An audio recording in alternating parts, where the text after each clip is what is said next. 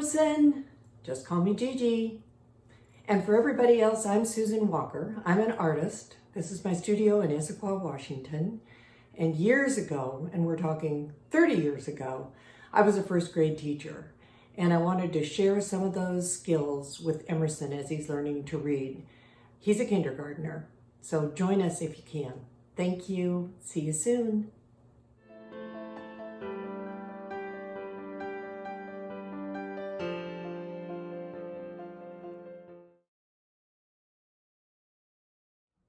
Just call me Gigi. Hi, everybody. We're getting ready for episode 11, which is going to be about syllables. And I'll tell you what that is in a minute. First, let me say hi. Hi, Emerson. Hi, Taylor. Hi, Parker. Hi, Hunter. Hi, Jacob. Hi, Max. Hi, Evan. Hi, Riley. Hi, Davis. Hi, Abby. Hi, Izzy. Hi, Olivia. Hi, Finn. Who am I forgetting? Let me check my list.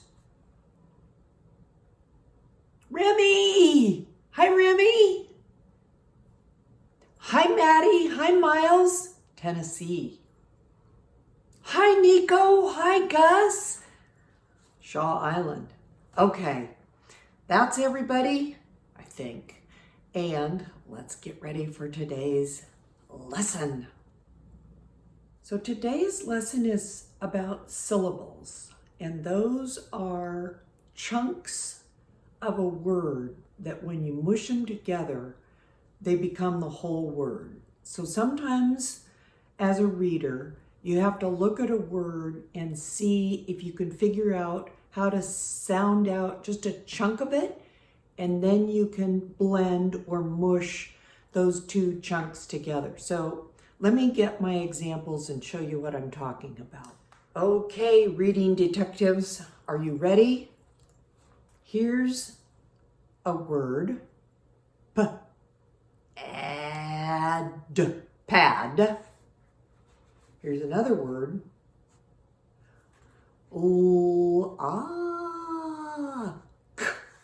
See the blend? Now, we put those two words together and we get padlock. Padlock.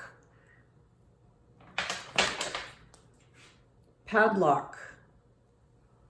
Padlock. Padlock. Most padlocks come with a key. See, there's locked and unlocked. And then I can take the key with me. I can lock this. Say it's around my bike. Boom. If you don't have the key, you're not going to get my bike.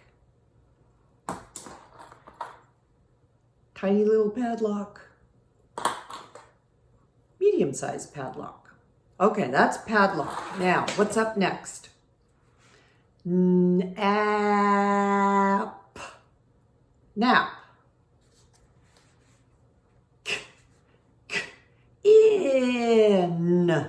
Kin.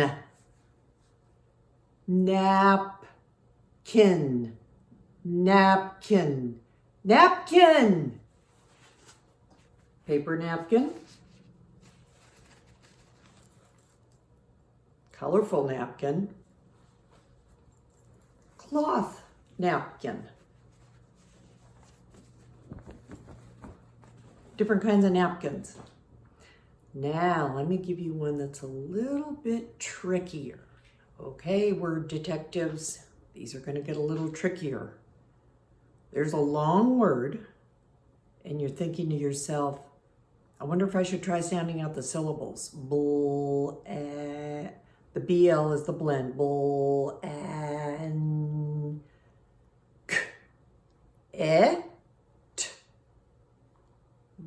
And then you have to kind of say it faster in your mind. Blanket. Oh, I think I know what it is.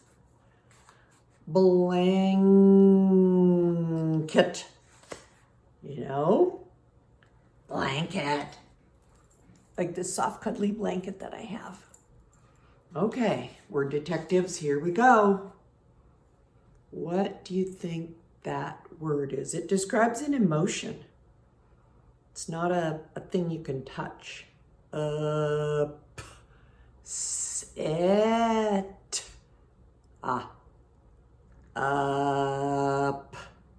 Upset. Ooh, I'm upset. I don't like what's going on. I'm upset. And that word is going to be in our first read aloud today, which is Mufaro's beautiful daughters. Okay, let me get set up to read. Okay, my friends, Mufaro's beautiful daughters. This is by John Steptoe, and it's an African tale. Let's find out who the illustrator is.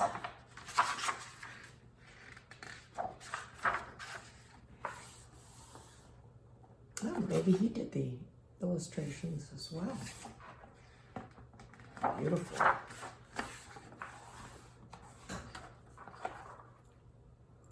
A long time ago, in a certain place in Africa, a small village lay across a river and half a day's journey from a city where a great king lived. A man named Mufaro lived in the village with his two daughters, who were called Munyara and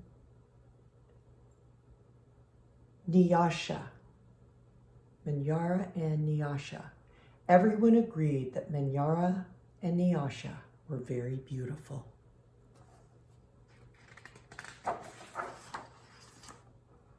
Munyara was almost always in a bad temper.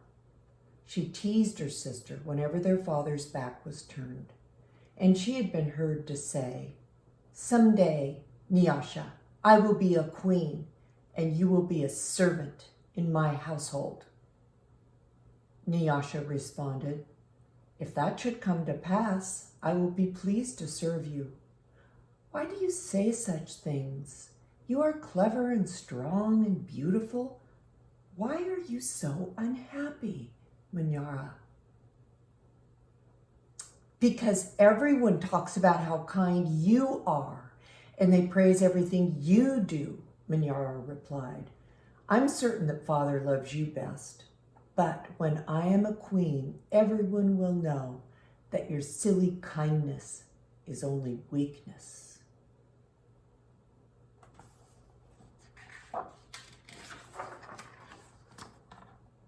Nyasha was sad that Munyara felt this way, but she ignored her sister's words and went about her chores. Nyasha kept a small plot of land on which she grew millet, sunflowers, yams, and vegetables. She always sang as she worked, and some said it was her singing that made her crops more bountiful than anyone else's.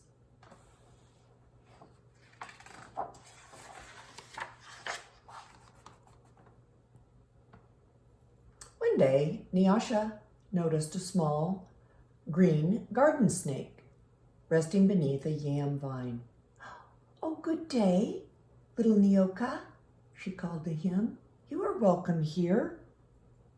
You will keep an eye on any creatures who might spoil my vegetables and keep them away." She bent forward and gave the little snake a loving pat on the head and then returned to her work. There's the snake right there, Nyoka. From that day on, Nyoka was always at Nyasha's side when she tended her garden. It was said she sang all the more sweetly when he was there.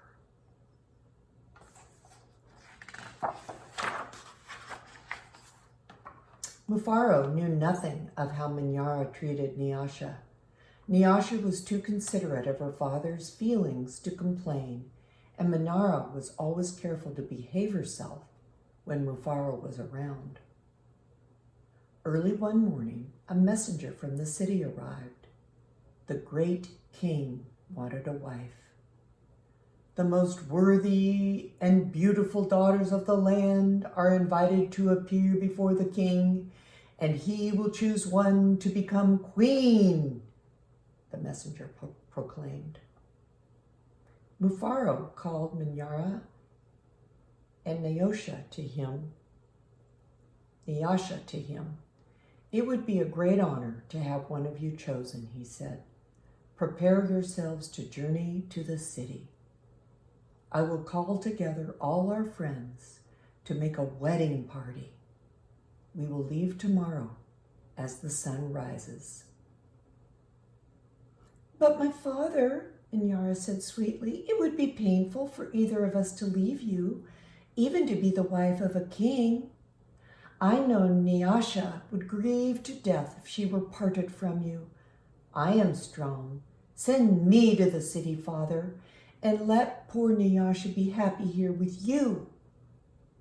Mufaro beamed with pride. The king has asked for the most worthy and the most beautiful. No, Manara, I cannot send you alone. Only a king can choose between such worthy daughters. Both of you must go.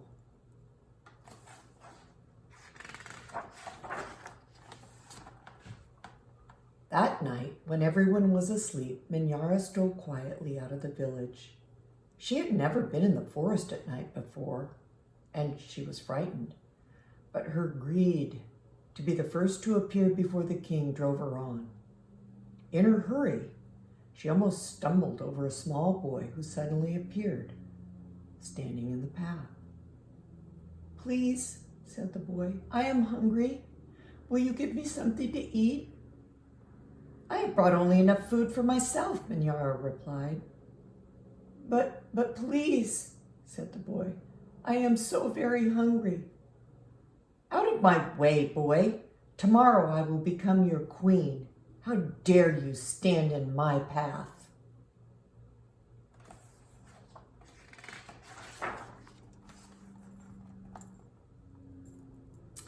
After traveling for what seemed to be a great distance, Minyara came to a small clearing. And there, silhouetted against the moonlight, was an old woman seated on a large stone. The old woman spoke. I will give you some advice, Minyara. Soon after you pass the place where the two paths cross, you will see a grove of trees. The trees will laugh at you. You must not laugh in return. Later, you will meet a man with his head under his arms. You must be polite to him. How do you know my name? How dare you advise your future queen? Stand aside, you ugly old woman, Minyara scolded, and then rushed on her way without looking back. Just as the old woman had foretold, Minyara came to a grove of trees, and they did indeed seem to be laughing at her. I must be calm, Minyara thought. I will not be frightened. She looked up at the trees and laughed out loud. I laugh at you, trees, she shouted, and she hurried on. It was not yet dawn when Minyara heard the sound of rushing water. The river must be up ahead, she thought. The great city is just on the other side. But there, on the rise, she saw a man with his head tucked under his arm. Minyara ran past him without speaking. A queen will acknowledge only those who please her, she said to herself. I will be queen, I will be queen, she chanted as she hurried on toward the city.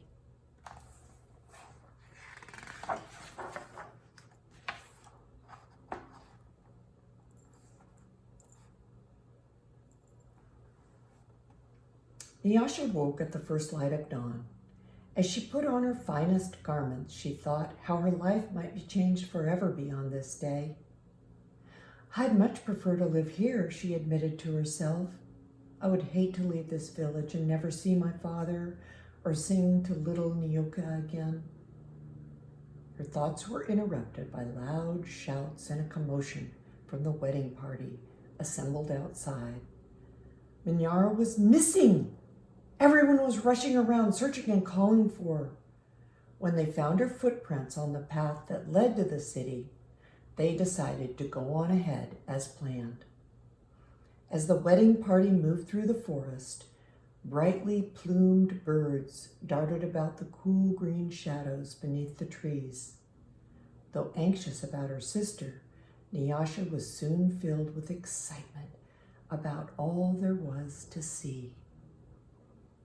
They were deep in the forest when she saw the small boy standing by the side of the path. "Oh, you must be hungry," she said, and handed him a yam she had brought for her lunch. The boy smiled and disappeared quietly. Later, as they were approaching the place where the two paths cross, the old woman appeared and silently pointed the way to the city. Nyasha thanked her and gave her a small pouch filled with sunflower seeds. The sun was high in the sky when the party came to the grove of towering trees. Their uppermost branches seemed to bow down to Nyasha as she passed beneath them. And at last, someone announced that they were near their destination.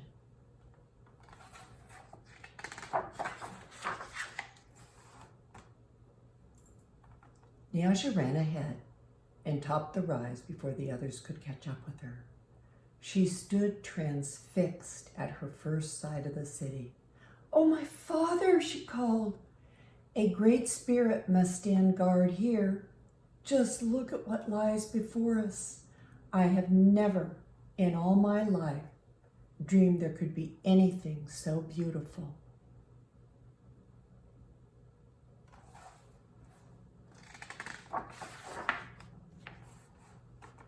Arm in arm, Nyasha and her father descended the hill, crossed the river, and approached the city gate. Just as they entered through the great doors, the air was rent by piercing cries, and Manyara ran wildly out of a chamber at the center of the enclosure. When she saw Nyasha, she fell upon her, sobbing, "Oh, do not go to the king, my sister. Oh, please, father, do not let her go," she cried hysterically. "There's a great monster in there, a snake with 5 heads. He said that he knew all my faults and that I displeased him. He would have swallowed me alive if I had not run away. Oh, my sister, please do not go inside that place." It frightened Nyasha to see her sister so upset. But leaving her father to comfort Manyara, she bravely made her way to the chamber and opened the door. On the seat of the great chief's stool lay the little garden snake. Nyasha laughed with relief and joy. "Oh, my little friend," she exclaimed, "it's such a pleasure to see you. But why are you here?" "I am the king," Nyoka replied. And there, before Nyasha's eyes, the garden snake changed shape.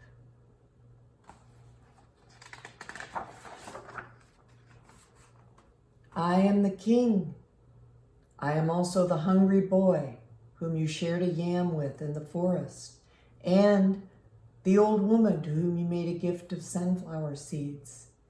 But you know me best as Nyoka, because I have been all of these, and I know you to be the most worthy and most beautiful daughter in the land. It would make me very happy if you would be my wife."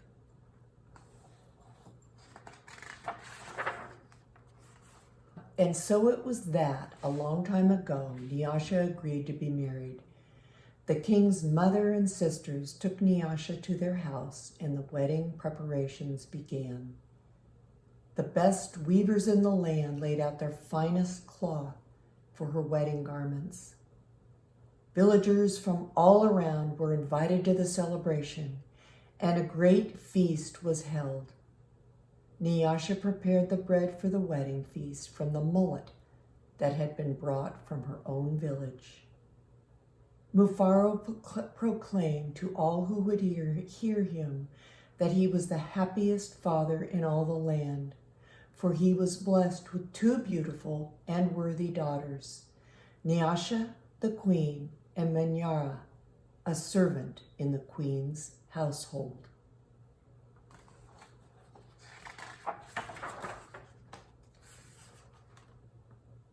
The end.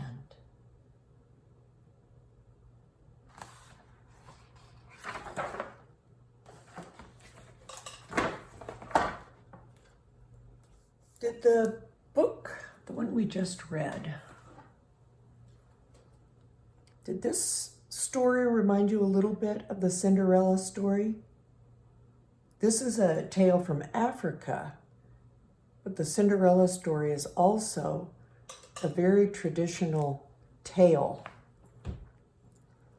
Okay, next up is another story from this wonderful book called The Unhuggables, which we read about gorillas in.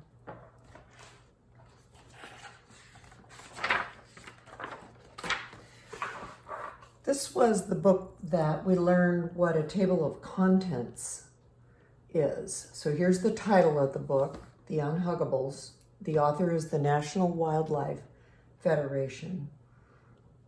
And here under Unwelcome Visitors, on page 6, wolf, on page 10, gorilla, on page 16, skunk, on page 18, crocodile and alligator, and over here in the creepy crawlies section, there's spiders on page 30. Over here in the monsters of the deep section, look at that, there's shark on page 56. Ooh, there's octopus on page 52. And over here, this section is called blood lovers. And on page 68, leech. That's a fascinating creature. And over here in this group, slippery, squirmy, slippery. Slug on page 78. Worm on page 80. And then the very last group is it's a snake on page 86. Snake. So let's go to page 16. Here's wolf. There's gorilla. We read about that. There's the picture. The baby gorilla riding piggyback on the mom.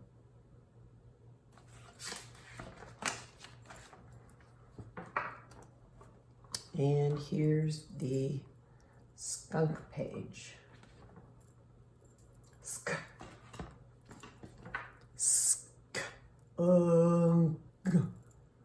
Starts with a blend, the SK, sk, and the short U, and then the NK is another blend, skunk.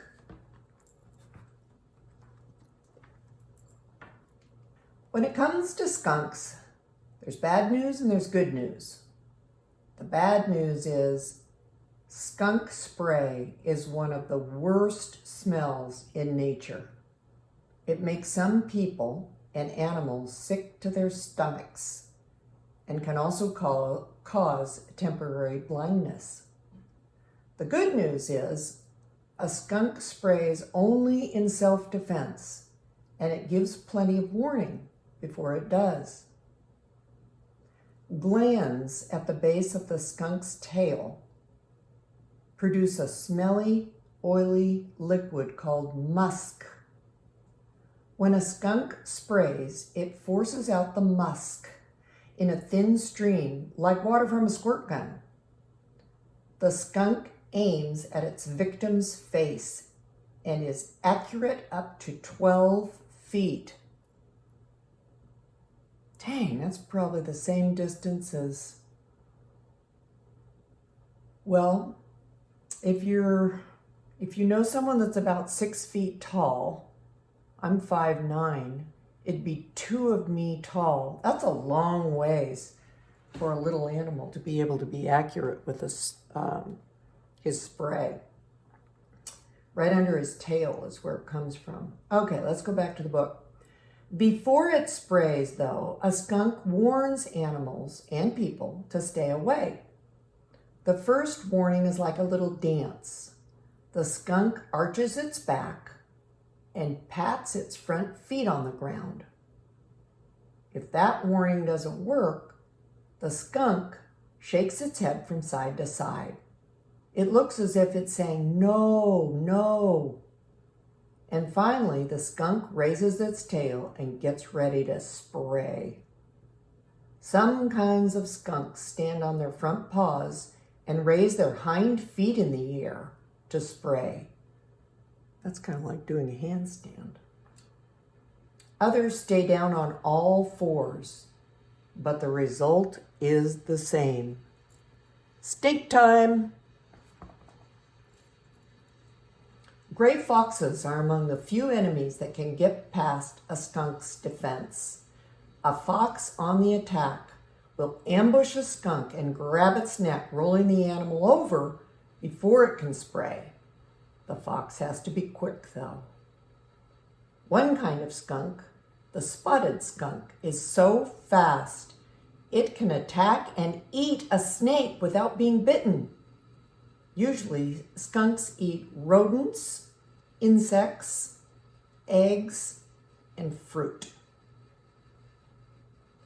One of a skunk's biggest dangers isn't foxes, though. It's cars. A skunk crossing the road doesn't realize that a pile of chrome, steel, and glass heading toward it isn't another animal. The skunk gets ready to put on his warning dance. And in a moment, if it's all over, the road claims another victim, and you can smell the smell for miles. If you meet a skunk in the woods, don't panic. A skunk is curious, so it might try to get a closer look at you. Just turn and walk quietly away. You are safe as long as the skunk doesn't think you're going to hurt it. But watch out if the skunk starts dancing. So let's read the captions here. Okay, the caption to this picture, and get it so you can see it, so the light isn't shining on it. Here's the skunk, and it looks like it's a small rodent. It's either a mouse or a rat or a mole that he's got a hold of, the skunk's got a hold of. And the caption to this picture says, adult skunks eat mostly insects, so that's bugs, and mice, which they catch live. Like right over here, it says on the right. Okay, so that's a mouse. Now this picture, baby skunks frolic in a field while their mother hunts. They start hunting with her at 2 months of age. By 3 months old, they are independent of their family and have to fend for themselves. They are so cute. You're going to have to tell me if you've ever smelled a skunk. It's bad. It's stink time. Okay, my friends, I'll do a quick review and then I'll let you know what's up for our next and last Just Call Me GiGi session. Okay, today we learned about syllables, which is how you take a long word and look at it in little chunks. And then with your tongue and your voice, you just blend those chunks together and find the word. Like there's the word padlock, padlock, padlock. And then we also talked about the word napkin. So napkin. And then we talked about, well, a few more words. One of the words was blanket. And the other was the word upset, which is an emotion. And I pointed that out in the Mafaro book at the end of the book when Monaro was so upset So good luck with that. That really takes a strong word detective. And next week is going to be our last week of Just Call Me Gigi. I'm going to take a summer vacation like most of you are going to do. And I think for the last lesson, I decided, ooh, I just want to read two of my favorite books. So I'm going to read Blueberries for Sal. And I'm also going to read The Day the Crayons Quit. Two of my all-time favorites. So I look forward to seeing you then. Thank you so much for your attention today. Bye-bye.